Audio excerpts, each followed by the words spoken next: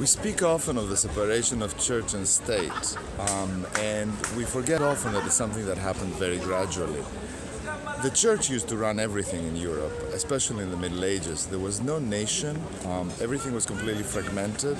There were tiny kingdoms and ducats all over Europe, and there was nothing to actually unite all these people and keep them being one single people, except the church.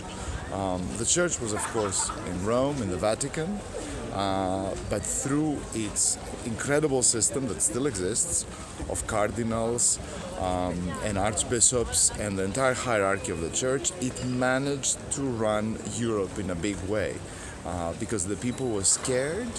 One of the reasons, the people were faithful, number one, but they were also scared. They were scared of going to hell. Hell was very important.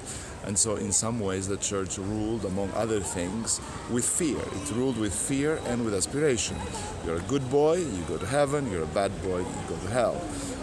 And the church itself had the power of making life hell for you, because if you were to say things that the church didn't like, they could punish you themselves. There was such a thing as a Holy Inquisition, which would look into what you say and what you do. And if you were a really bad boy, they could do horrible things to you, like torture you, and even burn you on the stake. There were people that burned on the stakes because they said things that the church did not like. So this was the case in Europe, but gradually through time, there was a separation. Basically, all these little tiny kingdoms started uniting, or some stronger kingdoms started subjugating the weaker kingdoms, and then things became bigger, power structures became bigger, and then there were kings, and then the kings started running things. So for a long time the kings, therefore the church and the state, cohabited. So if you were a king and you really wanted to rule over all these people everywhere, I'm the king and I want to rule over everyone here, what am I going to do?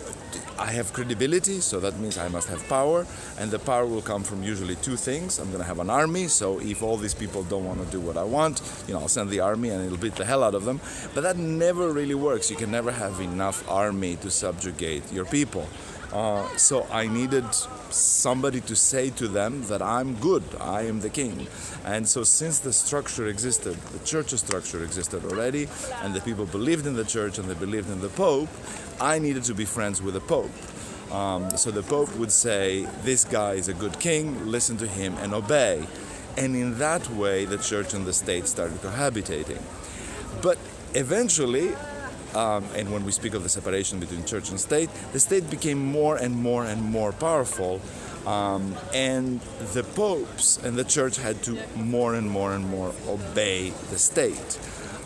So the Pope increasingly, instead of being just a collaborator of the king, he started rubber stamping the king. He started doing the king's bidding, basically. So basically the king would say, you got to do this, you got to agree that we have this war, you got to agree, you got to bless the soldiers, you got to agree that I do that or this or that, and the Pope would, because he would have less power, he would agree, so he would do the bidding.